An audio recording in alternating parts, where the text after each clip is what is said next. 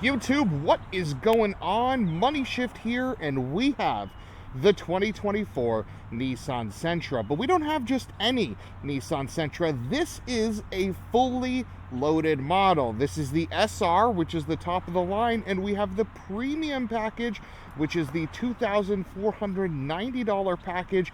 You literally cannot get more spec than this. We even have the two-tone paint scheme here with the electric blue, which I quite like in this Sentra. And you can get this car as it stands for $27,000 and change. But the good news is Nissan dealers are actually discounting this Nissan Sentra. So you can get this one, the literal fully loaded Nissan Sentra, for under $25,000. And I think that makes this car one of the best bargains in 2024. And in this video, we are going to go over why that is. Now, it starts on the outside. The Nissan Sentra has a very nice appearance. I love the changes that they made for 2024. The SR introduces some LED headlights in the front as well, and the slightly sportier appearance, including these wheels and this little lip spoiler here and the rear end. The shape of the Sentra doesn't do anything crazy, right? There's no big design leaps, no leaning into modern trends, but because of that, they've created a shape that should look good for a really long time, and I quite like that. So massive kudos to Nissan for tinkering with the design for the 2024 model year, but not ruining it by leaning too much into current trends. The overall proportions of this car are really solid as well. Now, this is a compact sedan that does battle against cars like the Toyota Corolla, the Honda Civic, the Hyundai Elantra, and I think it stands up really well against those cars from a design perspective. But let me know what you think in the comments about the Nissan Sentra. When it comes to the boot space, you actually get a lot of it too, which for a conventional sedan is quite nice.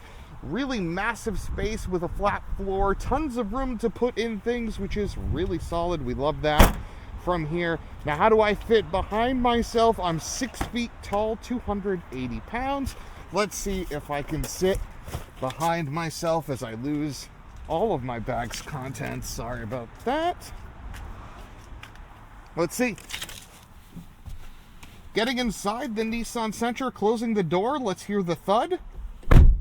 Pretty decent thud. I actually have some legroom, which is nice, and I have an okay amount of headroom, and because the angle of this seat isn't flat, I actually have some support, so I could do some time back here. Looking at this rear seat, we have one map pocket, one USB, thanks to the premium package SR trim level. You can see one of the speakers for that Bose audio system. We have a map light up here, two shit handles, which is great, and we have window controls that are not one touch up and down. The materials on this door panel are actually kind of nice. This is a soft to the touch material, and this is kind of spongy, which is really good.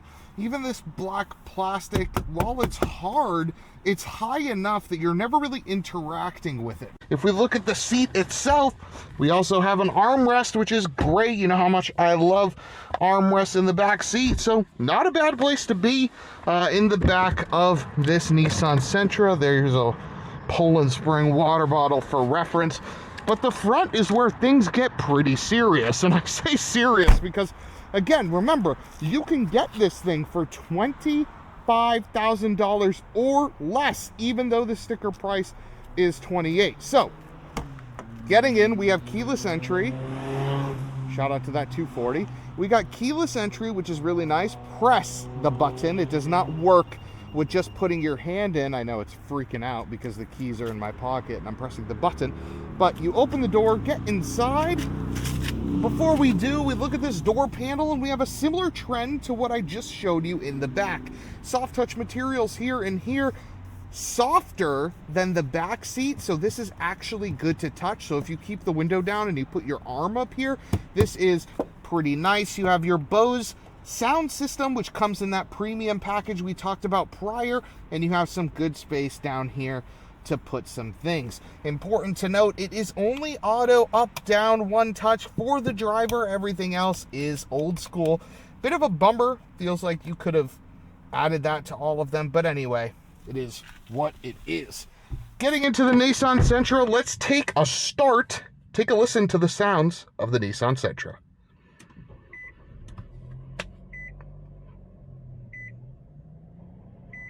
A slight beep, and we are underway. No fuss, no problem. The Nissan Sentra underneath the hood has a 2-liter engine. We'll get to that in just a second. But focusing on this interior, it really is a nice look. The SR trim gives you a leather steering wheel and a leather shift knob, which are nice to the touch. You have buttons that aren't haptic. They are physical buttons, which is really nice. The switch gear feels really good. The sounds of the blinker are pleasant. This screen, while not the absolute quickest in the world, has wired CarPlay and wired Android Auto, and again, knobs and buttons, which is nice. The HVAC underneath, you have dual zone climate in a car that you can get for under $25,000, which is wild. I've driven cars over 50 grand that don't have dual zone. All SRs come with heated seats, but the premium package gives you a heated steering wheel, which is quite nice as well. You have a USB-C, USB-A, and an auxiliary cord, which is great, and a cigarette outlet because, you know, who knows. And you have this button here, which controls the stop-start, but we'll get to that in the driving portion. 2 cup holders, a place for spare change, which is nice. Pretty decent glove box. We also have the sun visors as part of the premium package, and we have a sunroof. These seats themselves are leatherette, and they're part of Nissan's no pressure, no gravity solution. And to be honest, these are actually really, really comfortable. This piece as well is soft to the touch, so you can do pretty long rides in this car, no problem from an interior comfort perspective. But let's see what we got underneath the hood, because that is where Nissan actually differs quite greatly from its competitors. A lot of the competition is going turbo, but not Nissan. Underneath the hood, you have a 2-liter dual overhead cam, naturally aspirated 4-cylinder engine. This guy makes right around 159 horsepower with a similar torque figure, and it is paired to a retuned CVT transmission. Now, a lot of folks are going to hear CVT and they're going to groan, they're going to moan, they're going to complain, but I'm going to show you during that driving portion why it's actually an asset to this car versus a lot of its competition. Now, Nissan did take some steps to reduce the NVH underneath the hood here. We do have this pretty thick mat, which is nice, and then you have some foam in the corners, some other plastic bits here, all in an attempt to sort of quiet the NVH of this car. All right, we are behind the wheel of the Nissan Sentra SR, and I want to touch on really one thing to start that I know a lot of folks coming into this video are worried about, and that is this CVT. And they're worried about it for 2 reasons. 1, you're worried about it from a reliability perspective, but 2, you're worried about it from a droning perspective, taking away from your driving experience every day. We've all seen other CVTs where when you mat the gas, it picks the optimal RPM and it just revs out like crazy, droning, staying in your eardrums. I'm sure me just telling you this right now paints a picture and gives you that sound in your head that's giving you a just piercing headache.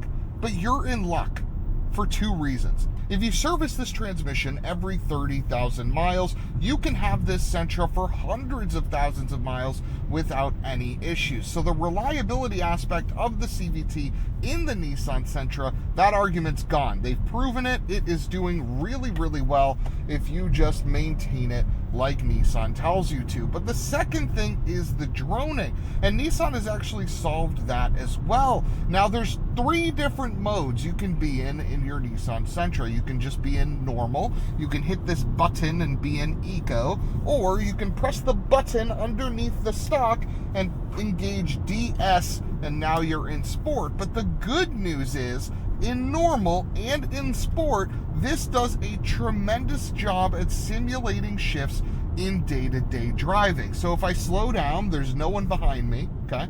If I slow down to right around 30 miles an hour and I peg it, listen to this car simulate shifts. Here we go.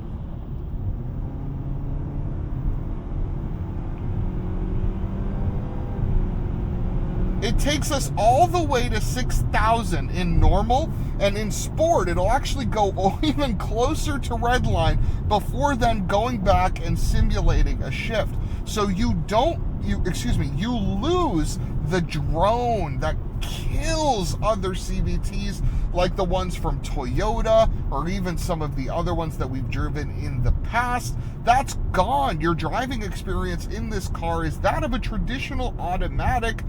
In fact, it feels smoother because the gear shifts are simulated. They're not, actually happening. So the car just sort of gives you the sound that it's shifting gears, but it's not actually shifting those gears, so you're not feeling that sort of shudder, which is really nice. So we got the reliability and we got the simulated gear shifts, but how does it drive? Well, let's put it in sport. Let's hit this off-ramp with some gusto, and you'll see pretty quickly that this Sentra is a good handler. We got multi-link suspension in the back, independent in the front. Let's rip it. Hard on the brakes. Pedal is a little spongy. Turn-in initially is strong. This 2-liter dual overhead cam screams as it gets up to speed. The body itself, though, is really well poised. This is a good chassis, and the steering, the weighting behind the steering is actually really nice. We're going to accelerate again up to speed here so you guys can see these shifts. Ready? Here we go. Nice. Very nice. Now, the Nissan has your full safety suite that you come to expect in 2024. We have adaptive cruise. We have blind spot via a light on this pillar, which is really nice. I like that it's a light inside the car instead of on the mirror. We also have more things like the 360 camera that I showed you guys earlier in another video, but it's just, it has all the features. And then again, because it's a CVT, we're going 55 miles an hour right now, and I'm spinning at 1800 RPM, which is the beauty of this transmission. The ability to sort of get you up to speed, but then drop the revs down to only what you need so you don't hear much of that engine. Because I know going into this video, I thought, okay, we have a dual overhead cam, naturally aspirated engine. This thing's gotta be screaming at all times to just putt this Sentra around, but that's not the case. It actually spins quite low, which is really nice. So what you find is, as you're driving, the only thing you hear at speed is tire noise and wind noise. That's it. You don't really hear much out of that engine thanks to this CVT.